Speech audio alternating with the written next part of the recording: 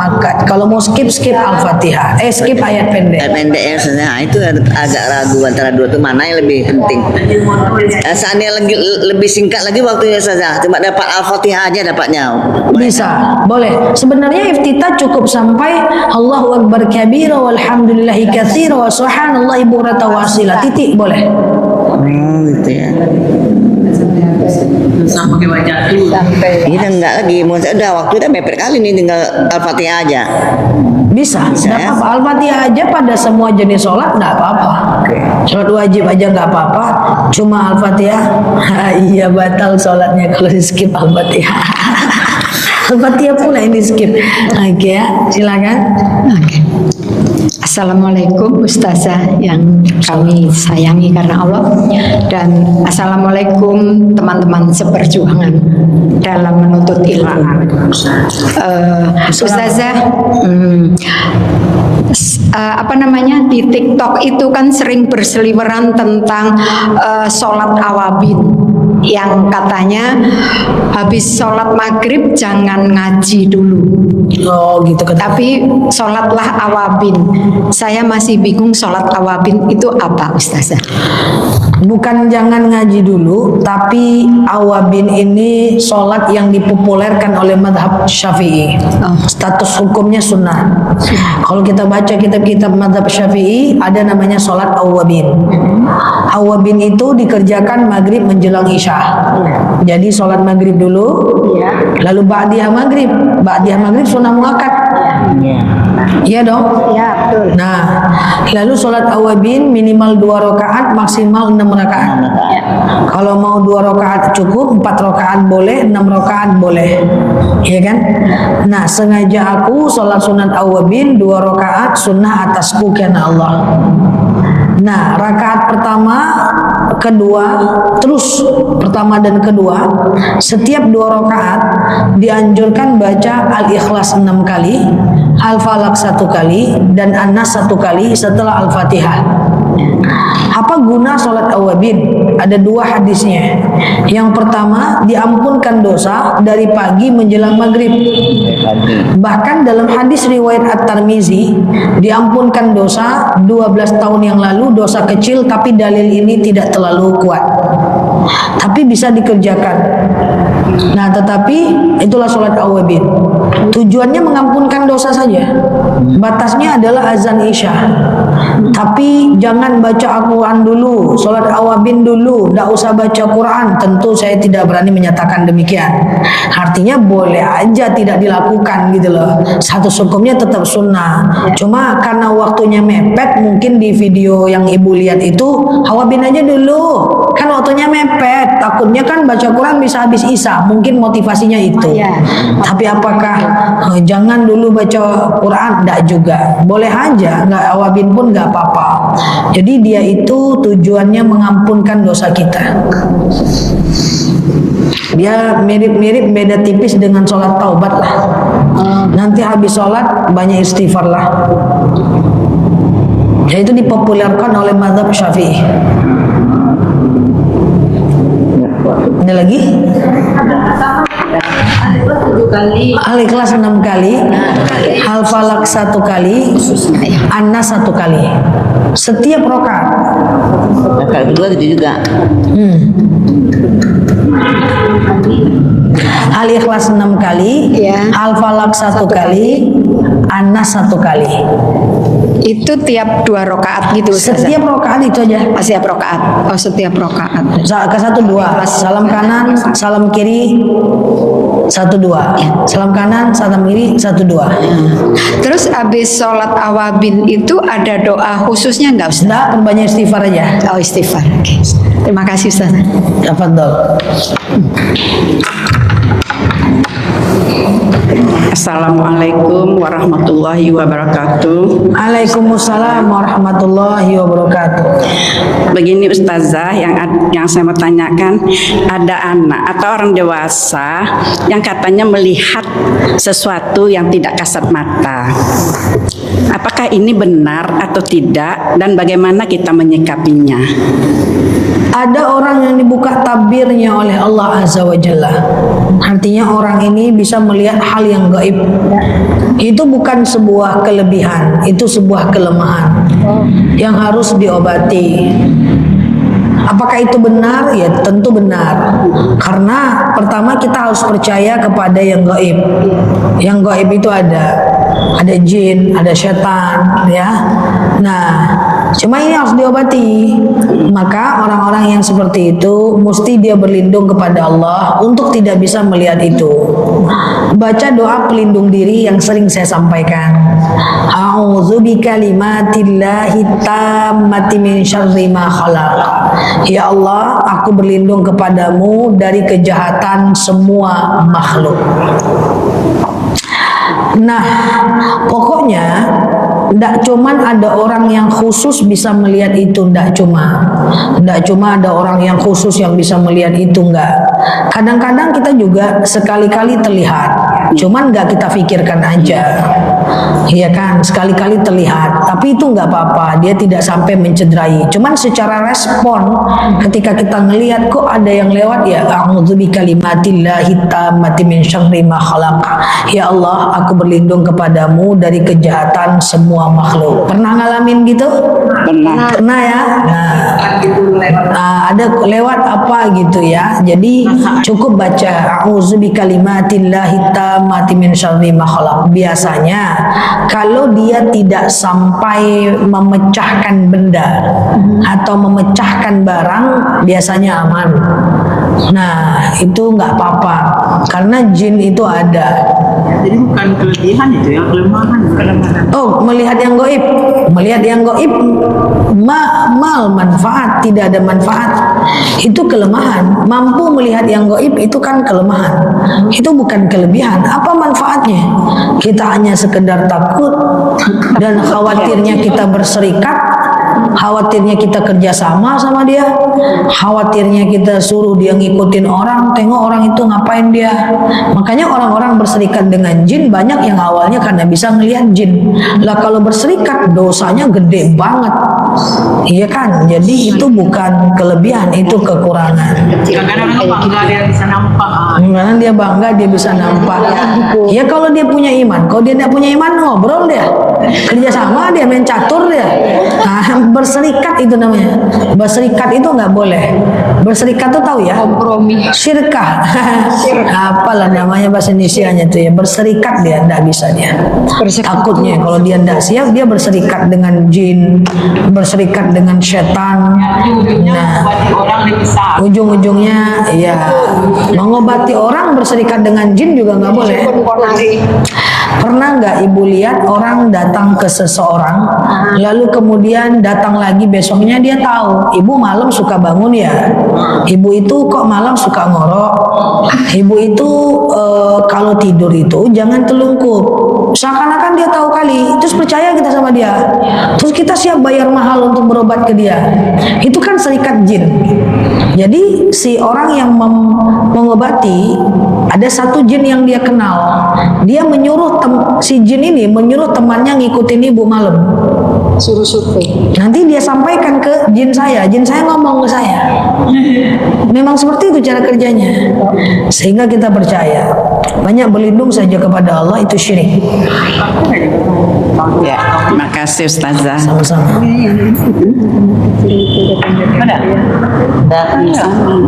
Ada juga anak kecil itu gimana pula Ustazah? Anak Sama. kecil sama Ustazah. Sama harus diobati, atau dia harus baca doa pelindung diri, atau dia bisa ruqyah dirinya sendiri. Dia ambil wudhu, dia bentang sejadah, lalu kemudian dia baca ayat-ayat ruqyah, Al-Fatihah, Al-Ikhlas, Al-Falaq, An-Nas, ayat kursi, Al-Ikhlas 185 186, ayat Al-Ikhlas, Al-Baqarah 184 sampai 186, Al-Baqarah 1 sampai 5. Cepat kali. Enggak lah, udah tahu lah kan ayat ruqyah kan? Iya. Ayat ruqyah, Al-Fatihah, ayat kursi, Al-Ikhlas, Al-Falaq, An-Nas, Al-Baqarah 284 sampai 286, Al-Baqarah 1 sampai 5. ngelihat jin itu bukan kelebihan, itu kelemahan. Itu kalau ada orang yang misalnya orang tahu ilmu agama, Ustazah, dia pernah juga saya dengar dia kan pengaji misalnya tadi saya nampak kalau dilihatkan ke ibu takut, padahal dia guru ngasih ceramah dia gitu. Sama dengan ada orang ceramah juga dia berkholwat. Gini, ustaznya dia ustaz tukang ceramah. Nah, dia cuma bilang, ibu kalau saya tampakkan takut. Dia cuma ngomong itu aja nggak apa-apa. Dia mampu melihatnya. Berarti mampu dia melihat. Mampu dia. Kata dia tadi duduk sebelah ibu tuh. Terus pertanyaannya apa nih maksudnya? Iya, maksudkan orang pintar agama. Pintar agama, mampu melihat. Ya memang harus disembuhkan walaupun dia pintar agama. Berarti Kekurangan. Iya, harusnya dia disembuhkan. Bismillahirrahmanirrahim. Itu di belakang Bu Nur ada. Astagfirullahaladzim. Tapi jin itu ada. Tapi jin yang datang ke masjid, dia jin itu sama kayak kita. Wa ma khalaqtul jin wal ins illa liya'budun. Tak kuciptakan jin dan manusia melainkan menyembah kepadaku. Jin itu sama, yang suka majelis taklim ya di masjid dia. Jin yang beriman belum tentu jin Islam lagi. Jin Islam kan sama kayak kita. Kita Islam apakah sudah beriman? Itu di luar-luar orang mabuk itu Islam semua tuh. Nah, ya kan orang-orang yang buka aurat itu Islam semua, beriman. Makanya jin tuh kayak kita juga. Ada jin tuh juga kan saya sering bilang, jin tuh punya pasar. Jin juga punya melahirkan. Dia juga punya nafsu. Dia juga punya anak. Tapi dia poligami atau enggak itu yang enggak tahu saya. Nah, cuma jin itu kalau di masjid ya isinya jin-jin baik. Ya kan, kalau ibu setiap kita ada jin yang selalu ngikutin kita kan. Nah, tetapi jin itu kalau kita maksiat ke tempat maksiat ya jinnya sejenis sama dia. Jinnya itu suka ke tempat maksiat juga. Tapi kalau seandainya dia suka ke masjid, maka jin yang dekat sama dia hanya jin yang suka sama dia. Sefrekuensi, jin aja sefrekuensi, apalagi kawan besti. Mana mau dia jin baik ngikutin orang jahat. Nah, ya silakan. Ya Ustazah, saya mau bertanya, ada dulu anak saya kalau tidur kan udah tidur, dibukanya pintu dia jalan gitu, udah tuh itu apa tuh? Apa itu katanya? Enggak katanya. Itu kenapa tuh Ustazah? Apa? Ya ada kemungkinan. Ibu baca saja. A'udzu bikalimatillahi tammati min syarri ma khalaq. Ya Allah, aku berlindung kepadamu dari kejahatan semua makhluk. Sering. Iya, sering. Kalau sering tidur, dia bisa melihat. Tapi kasih dia pengertian, nak. Kalau dilihat kayak gitu, jangan direspon. Kamu baca ini ya, gitu. Dilatih. oh di apa? Nah, kita Setiap juga apa dibacakan itu ya. jangan lupa tanya apa modenya nak. Jangan. Nanti dia ngerasa digibahin. Kalian ceritain aku ya. Nah, cukup ibu baca di rumah. Kalau memang banyak di rumah, ya baca a'udzu bikalimatillahi tammati min syarri ma khalaq. Ya, rumahnya dinaungi ayat-ayat Al-Qur'an, sering baca Al-Qur'an di rumah. Kalau baca Quran di rumah, jin juga tetap ada. Kan jin Islam, jin beriman tetap ada dia. Ya dia sama kayak kita. Dia ada. Sekarang pun dia ada. Ya, nah cuma ada yang baik, ada yang jahat. Dia juga bertengkar, dia juga ribut, dia juga berantem, sama. Oke. Itu ya. Assalamualaikum Ustazah. Apakah ini pertanyaan seputar apa kayaknya ini? Seputar jin, takut juga. Itu kalau misalnya anak-anak yang suka tantrum tuh gimana tuh Ustazah? Apa yang kita bacakan itu? Tantrum nggak ada hubungan sama jin. Nangis, Ya nangis. teriak. Iya. Tantrum bukan jin. Tantrum itu kondisi psikologis. Nah, ada banyak faktor yang menyebabkan.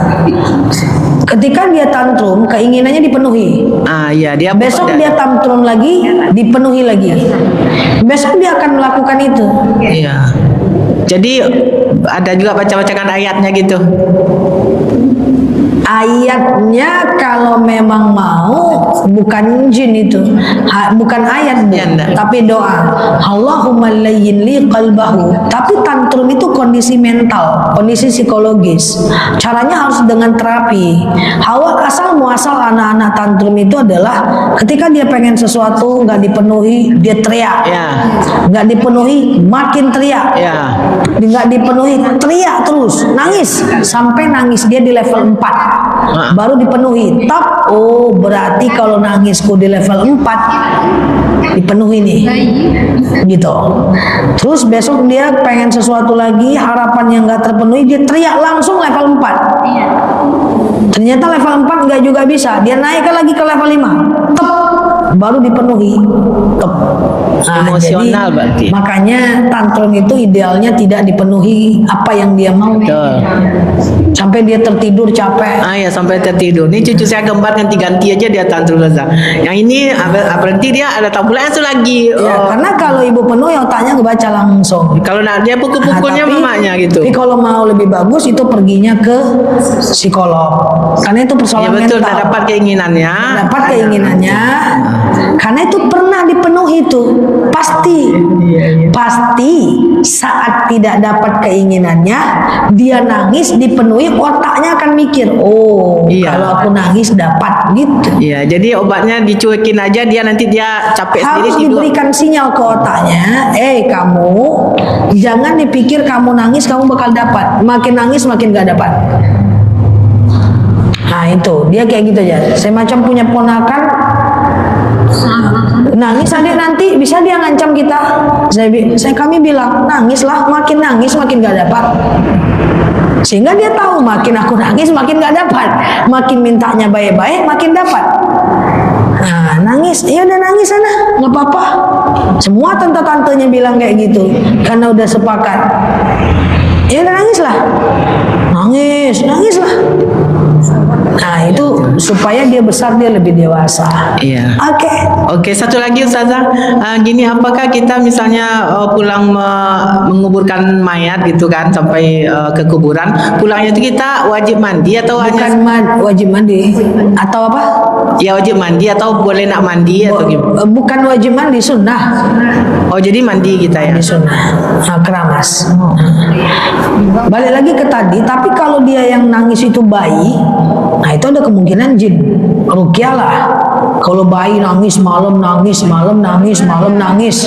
Nah itu enggak, bahasanya bukan karena posisi mentality, tapi itu bisa dibacain ayat ruqyah, ayat Al-Quran, orang tuanya harus baca Quran, dengerin ayat-ayat ruqyah, karena dia masih bayi. Oke? Makasih Ustazah. Atau apalagi kalau nangisnya itu ada jadwalnya. Pokoknya tiap maghrib dia nangis, tiap malam dia nangis. Nah makanya bisa jadi jin atau sihir. Nah, saya udah pernah jelaskan sihir itu ada. Makanya kita berlindung kepada Allah, wa min syarrin nafasati fil uqad. Kita berlindung kepada Allah dari ikatan bukhul. Bukhul sihir. Makanya kalau ada masalah sama orang, baik-baik, jangan suka nyakitin orang. Ya, karena nanti misalnya kita masalah sama orang, dia ambil rambut kita, darah haid, makanan, celana dalam dan lain-lain, rambut, ya dia ambil, dia pasang bukhul, itu ada. Dia pasang bukhul, kita kuat, bayi kita kena. Makanya kalau cerai, misalnya na'udzubillah, cerai itu cerai baik-baik. Jangan saling buka-buka aib. Nanti salah satunya nggak taat, salah satunya nggak beriman, semua ada di dia. Rambut kita ada di dia, iya kan? Darah kita ada di dia. Kena, kalau nggak kena kita anak yang kena. Sihir itu macam-macam.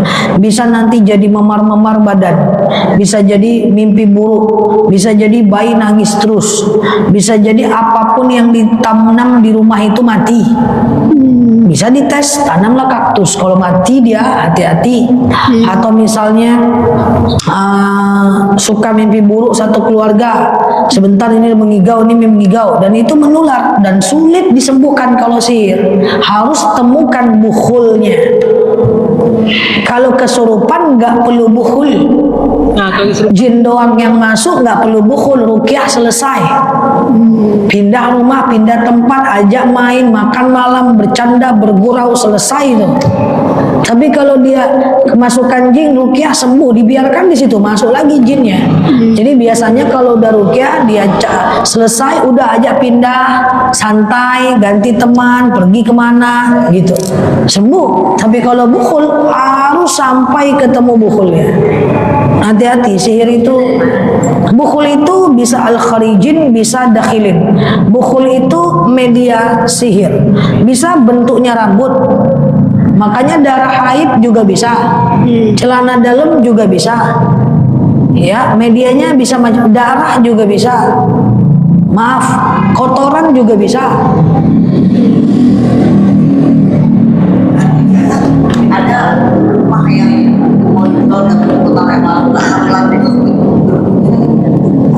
Berkemungkinan sihir, kita mau jual rumah enggak laku-laku, kemungkinan, atau usaha yang tadinya mantap bangkrut, sihir.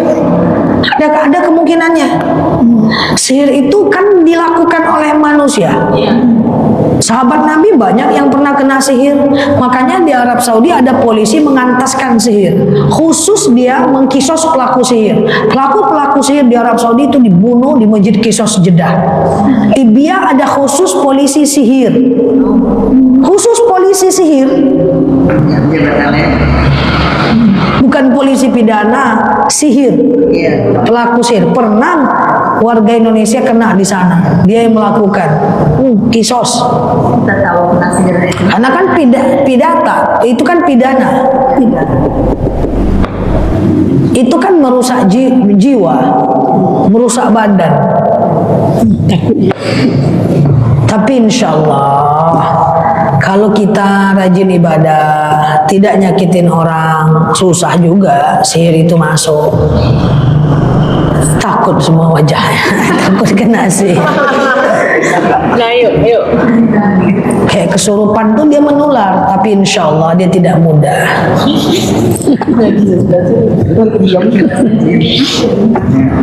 Assalamualaikum warahmatullahi wabarakatuh. Saya mau tanya Ustazah, kalau seandainya kita puasa Daud tuh, kita sakit kan, masuk rumah sakit, udah pulang tuh masih sakit-sakit, ada 5 bulan 6 bulan kita berhentikan, mau nyambungnya lagi, itu ada batas waktunya enggak, selama berapa gitu? Boleh aja disambung kapanpun. Yang penting batas puasa 7,6 jangan dimulai di hari Jumat dan Sabtu itu aja. Oh, 2 hari itu jangan dimulai ya? Mulai di hari lain. Tapi nanti kalau udah dimulai, rupanya ketemu Jumat sendiri, Sabtu sendiri, enggak apa-apa. Oh, jadi kalau agak lama kita putuskan puasanya tuh nyambung lagi bisa ya Ustazah ya? Boleh. Boleh ya. Jangankan karena sakit. Kayak tadi lah Bu Nur, lauknya mantap, batal dulu. Besok ulang lagi, enggak apa-apa. Ya, terima kasih Ustazah. Ya. Mak leh.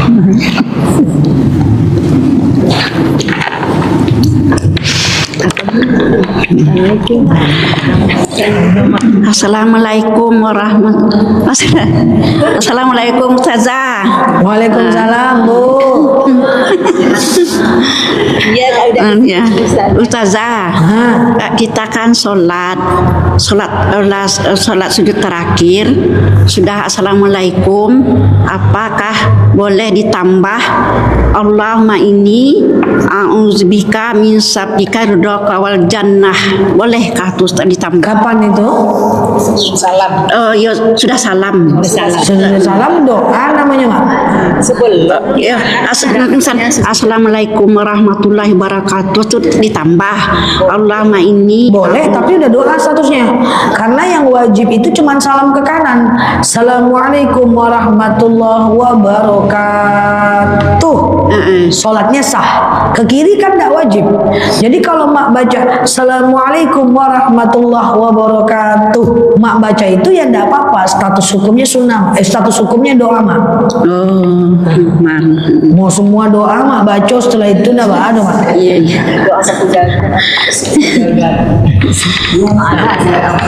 Iya. Satu lagi Ustazah. Setelah salam ya doa status hukumnya. Ke kiri kan enggak wajib.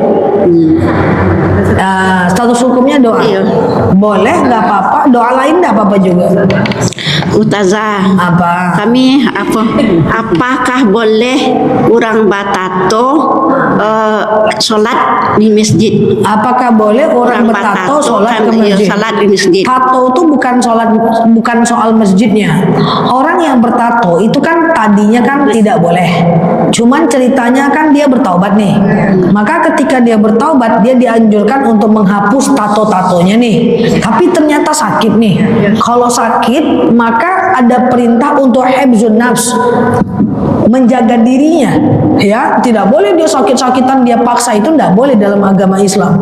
Maka yang penting dia udah bertaubat, mau dia sholat di masjid ya nggak apa-apa, mau dia pergi umroh nggak apa-apa, mau dia ihram ya nggak apa-apa, asal dia bertaubat, tatonya nggak dia tambah lagi, udah selesai. Innallaha yuhibbut tawwabin wa yuhibbul mutatahhirin. Allah itu suka dengan orang-orang yang bertaubat dan mensucikan dirinya. Ustazah. Terima kasih banyak Ustazah. Ya.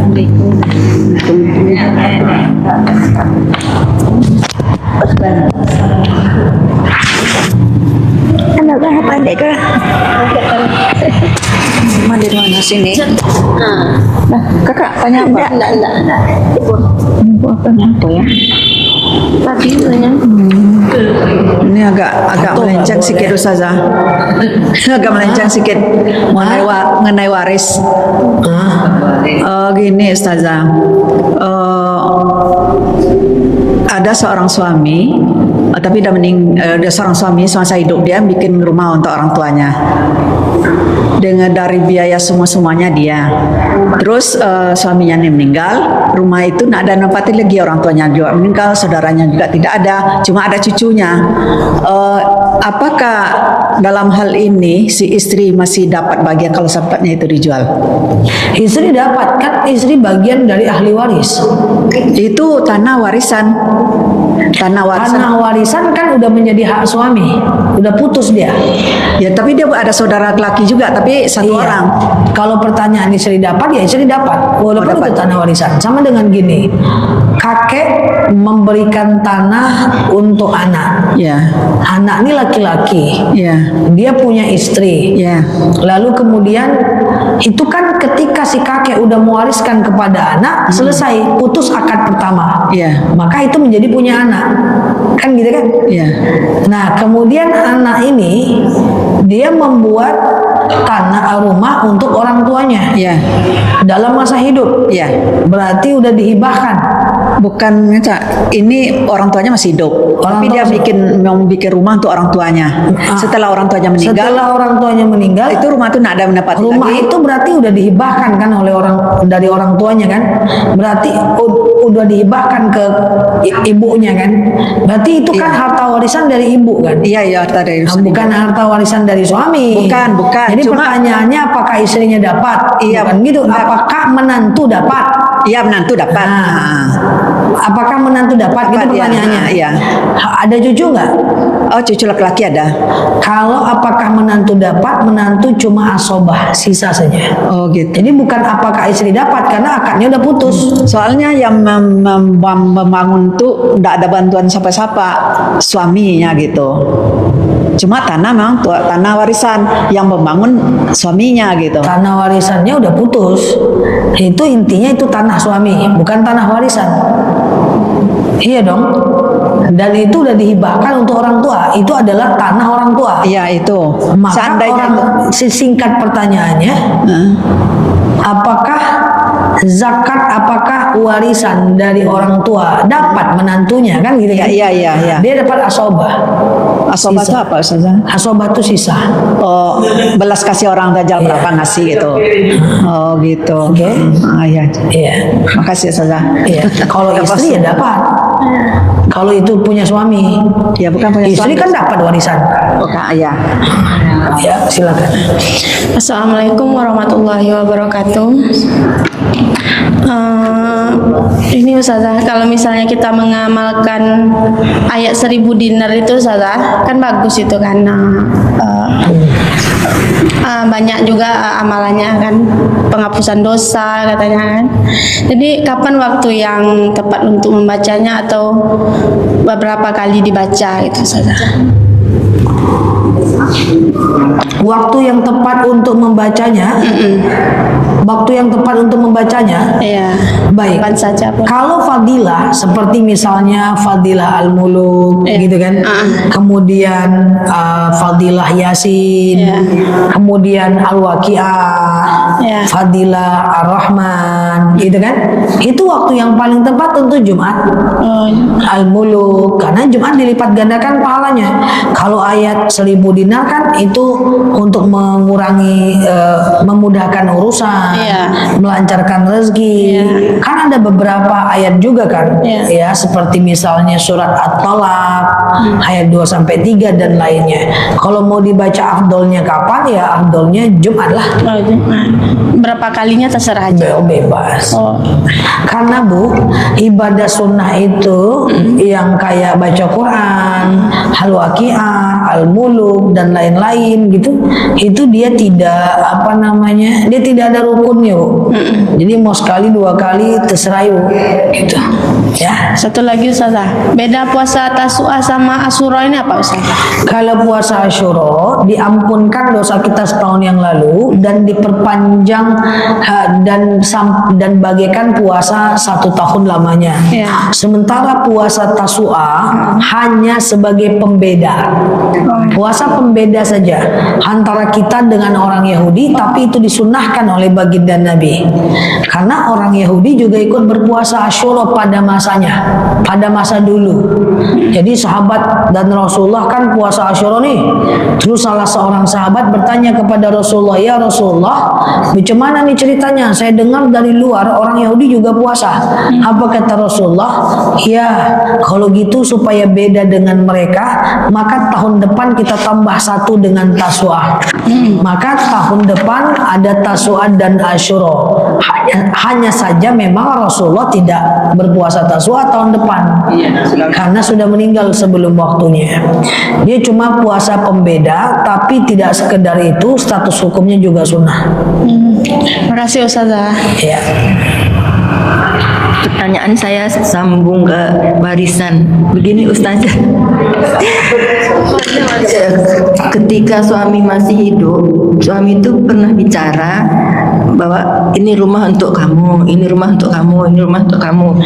Nah itu tidak ada hitam di Kamu atas. itu siapa? Anak-anaknya. Kebetulan ada 3 rumah, jadi anaknya 3, jadi satu anak 1 rumah gitu. Jadi itu tidak pakai hitam di atas putih. Bagaimana hukumnya itu Ustazah? Kalau dia cuma ngomong ini kamu, ini kamu, ini kamu, itu cuma harapan dia saja. Jadi Kalau dia mau kasih selama dia hidup, bisa dalam bentuk hibah dan wasiat. Dia ada hibah, ada wasiat, ada warisan. Ini perhatikan pelan-pelan. Ada hibah, wasiat, dan warisan. Misalnya saya tadi menjadi suami ibu. Nah, ini untuk kamu, ini untuk kamu, ini untuk kamu. Tidak ada hukum di situ. Maka semuanya menjadi warisan.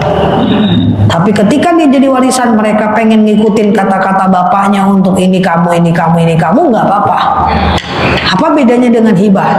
Hibah itu adalah, nah ini buat kamu, ini buat kamu, ini buat kamu.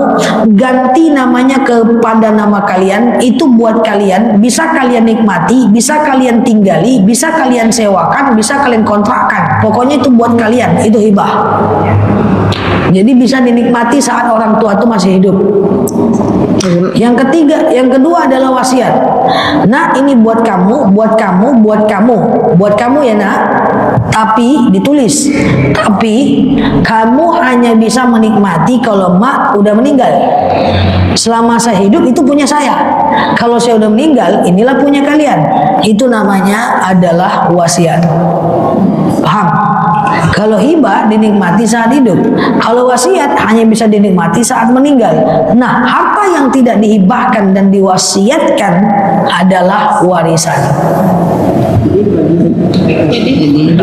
Bagilah. Anak ibu mau nggak? Ya. Oke. Jadinya mas, cuman maksudnya maaf. Jadi itu jadi warisan. Warisan harus dibagi ya Ustaz ya. Enggak. Iya, harus dibagi. Mau bagi berdasarkan kata-kata Bapak tadi pun tidak apa-apa. Ya Ustaz, terima kasih. Iya. Ini teman saya ada yang udah sakit. Pusing aku Nel, ngapa pusing? Nanti kalau aku meninggal gimana ya? Apa meninggal? Ini harta ini mau kayak mana? Pening pula kamu harta mau ngapain ya kan? Buat aja lah kalau terlalu banyak kali dia sepertiga untuk bangun masjid, sepertiga hibahkan, sepertiga warisan, kan enggak apa-apa. Pening dia. Nah, yang lebih pening lagi dia rumah satu, anak 4 gitu ya. Saya sering bilang kamu hidup atau enggak, ada warisan atau enggak, anak itu tetap harus kerja. Apa dipusingin? Mau ibu ninggalkan warisan satu kota Pekanbaru, kalau enggak kerja anak tuh bangkrut di generasi ketiga. Jadi ditinggalkan warisan atau tidak, hidup ini sama aja. Tetap harus bekerja. Ya Ustazah mau nanya lagi, itu kan pembagian untuk anak laki dan anak perempuan itu lebih banyak anak laki ya Ustazah. Kalau seandainya ada musyawarah di antara mereka adik-beradik, ya kita bagi sama-sama Enggak aja. apa-apa, enggak apa-apa. Oh itu bagus Ustazah. Oh iya, wasyawirhum fil amri. Oh ya, mau nanya itu aja Yang Ustazah. penting semuanya ridho. Oh ya Ustazah, ya. Boleh Ustazah. Terima kasih Ustazah. Terbuka warisan. Kan orang tua meninggalkan 5 orang anak, 3 laki 2 perempuan.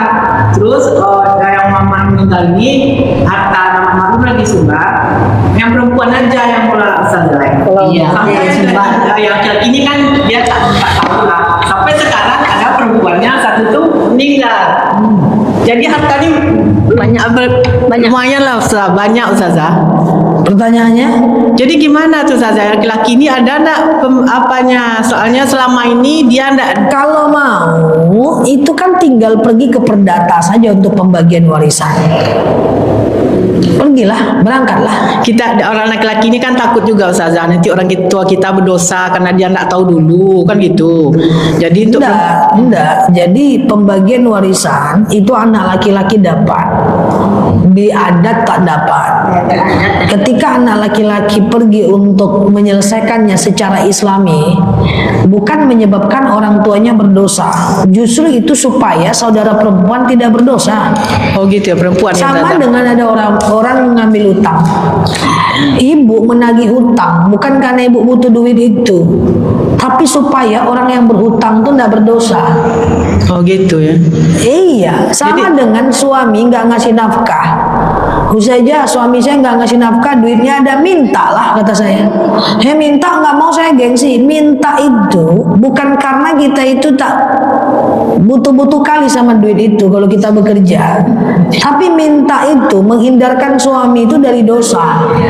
Banyak teman saya bekerja, aku nggak mau minta, biar aja lah.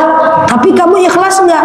Nggak ikhlas? Mintalah. Minta, aku kan ada duit Bukan masalah kamu ada uang atau enggak, tapi minta itu mengeluarkan suami itu dari dosa. Oke?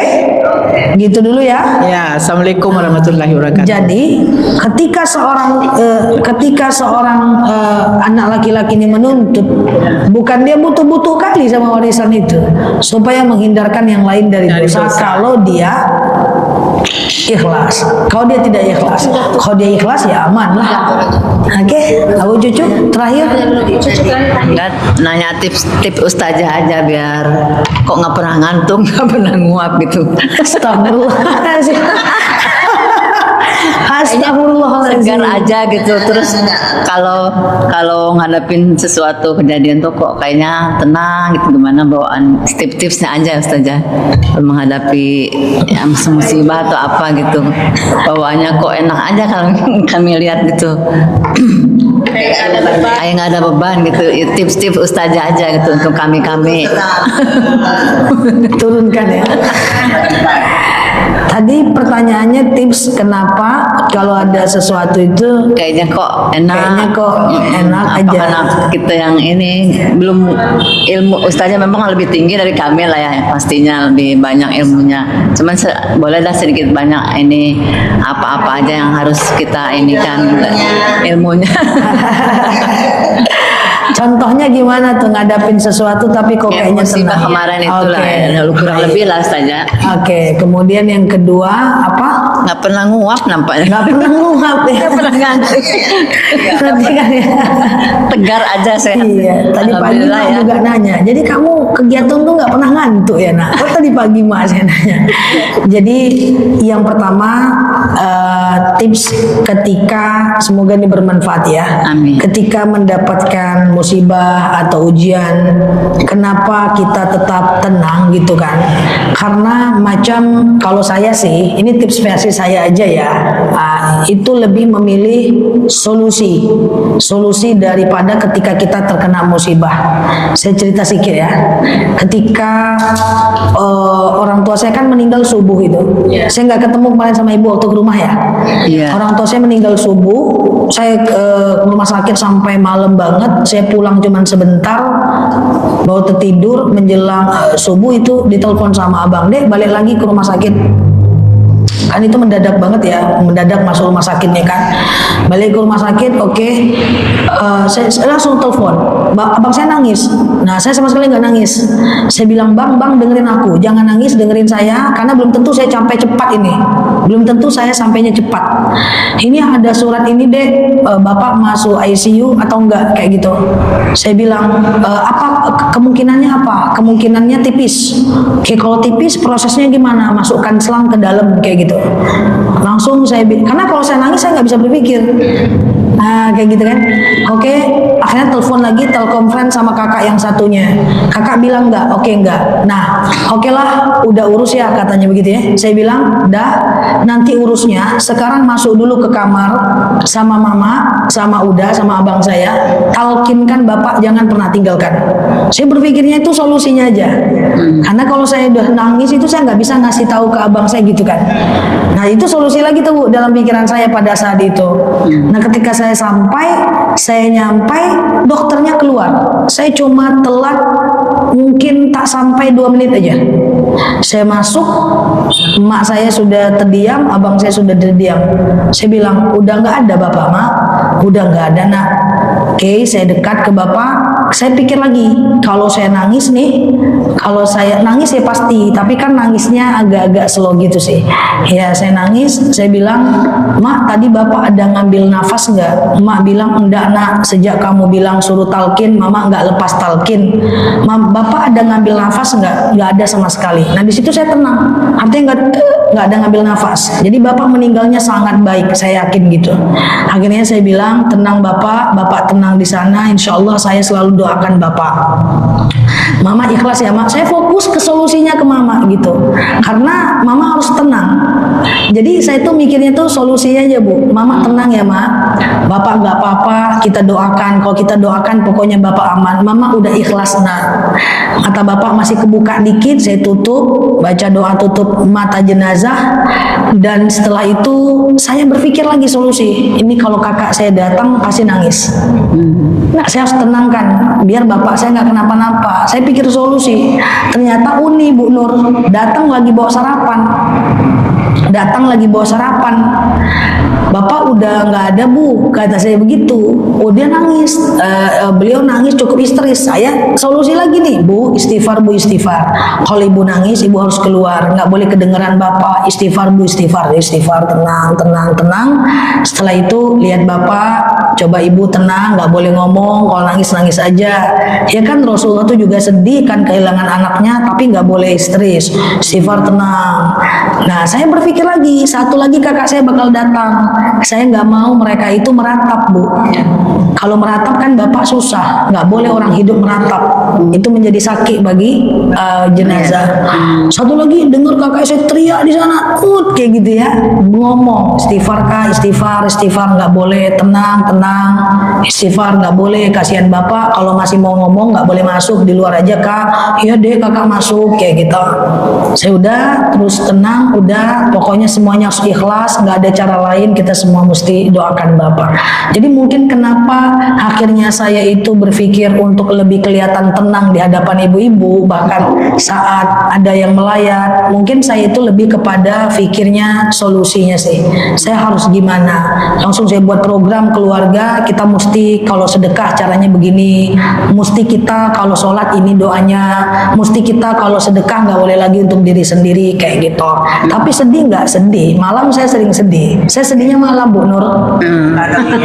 Malam saat sendiri gitu, kebayang bapak sendiri gitu, saya sedih. Cuman saat itu saya baca hasbunallah ni'mal wakil ni'mal maula wa ni'man nasir, saya doakan lagi.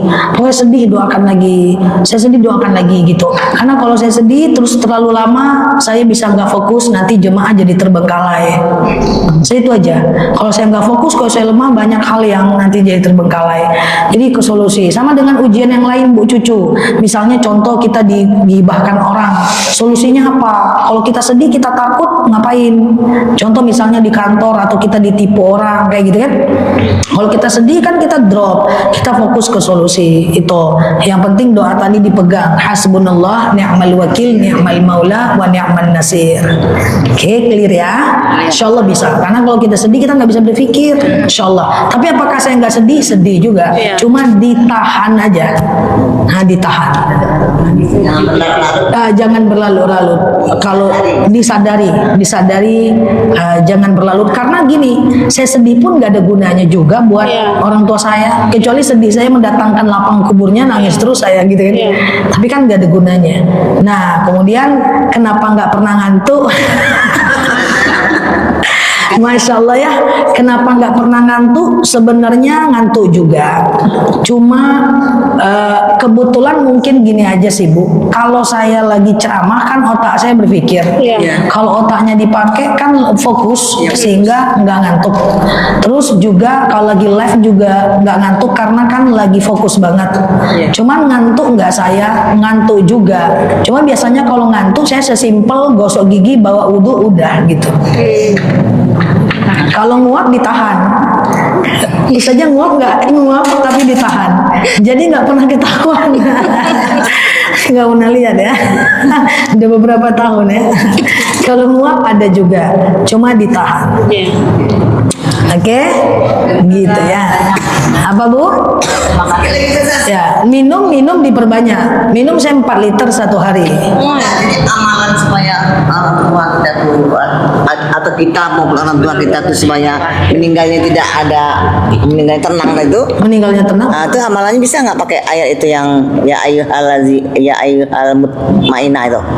Bisa. Pakai ayatul mutmainnah irji'i ila rabbiki radiyatan. Kalau kita bacakan untuk kita apa untuk? Kalau mau di khususan bisa. Khususan ila. Tapi ini kemarin nggak sempat Ustazah bacakan, udah tenang ya? Tenang karena saya nggak boleh ditinggalin. Jangan tinggalin bapak. Ya udah suruh urus dulu surat, nggak ada ngurus surat. Udah harus sama bapak sama mama talkinkan. Alhamdulillah tenang. Saya berbaik sangka, saya udah sering ya talkinkan jenazah ya Bu. Saya sih tidak pernah melihat setenang itu karena mungkin bapak ini karena sakitnya udah lama Bu. Jadi udah kompensasinya udah Allah kasih sebelumnya. Jadi sakitnya udah terlalu lama kan. Nah, tenang aja dia. Kita pergi, dia pergi, mak nggak tahu. Mak bapak ada ngambil nafas nggak ada. Udah di situ saya ikhlas. Kayak mak meninggal bapak baik kayak gitu. Nggak tahu dokter yang nyadarin Bu, bapak udah nggak ada gitu. Saking beliau tidak menghela nafas. Dan luar biasanya lagi mama sempat bilang kalau ada selama ini salah maafkan mak, yaudah kata dia. Masya Allah, itu mak saya itu beruntung banget. Udah ngerawat, udah setianya luar biasa banget, kemanapun diajak. Pulang lagi, bapak kamu belum ngopi. Kemanapun, ya pulang lagi, ngapa bapak belum dibuatkan teh talua gitu. Setianya luar biasa itu mama. Tapi sempat juga minta maaf tuh, masya Allah. Tapi kita udah minta maaf jauh sebelum kita melihat tanda-tanda itu semuanya satu keluarga. Alhamdulillah. Makanya saya bilang udah kita ikhlas. Sekarang nggak ada bisa lagi kita lakukan. Kita cuma bisa doa aja.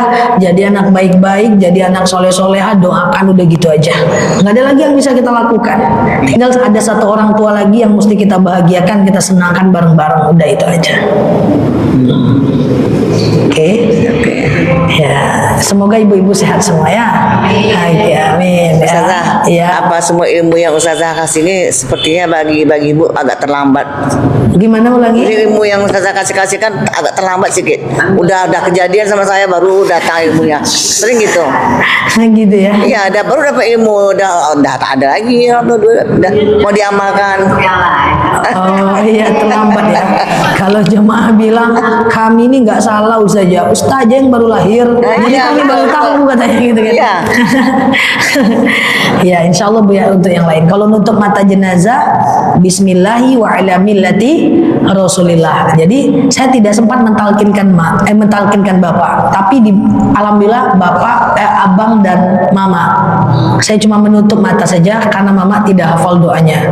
Nah ya kan, tertutup alhamdulillah. Itu sih. Tapi insya Allah Bu, kalau kita tahu kita mau berbuat apa, kalau ada yang meninggal, insya Allah kita lebih tenang. Karena kita sedih, kita kan orang baik. Sedih ambil Quran baca, gitu aja. Kalau lagi teringat, udah ambil baca sholawat baca. Kalau lagi teringat orang tua, ambil wudhu, lakukan sholat sunat wudhu, doa. Kan hilang juga dia. Lebih tenang kita gitu loh. Nah, dia lebih gitu. Saya sering bilang sama mak saya, mak ngapain lagi mak? Iya kan mak, nggak ada yang mau dilakukan, ya kan? Orang seusia mak masih harus kerja, mak udah nggak perlu lagi kerja. Kalau mak sedih, ya udah ambil Quran. Sedih, ya kita ambil Quran. Sedih, kita bawa sholat, kita doa. Kan itu aja kan? Nah, alhamdulillah. Oke?